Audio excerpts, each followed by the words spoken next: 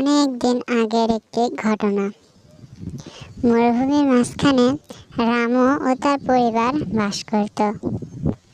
কই গো, আজকে বাজারে যাবে না নাকি?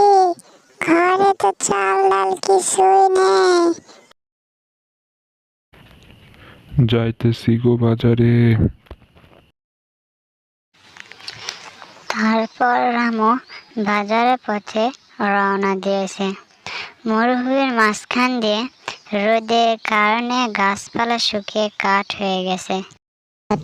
বাজার থেকে ফেরার পথে রমেশের এক হাতির সঙ্গে দেখা হলো। হাতি তখন রমেশকে বলল, কি গো কৃষক ভাইয়া, কোথায় যাচ্ছ?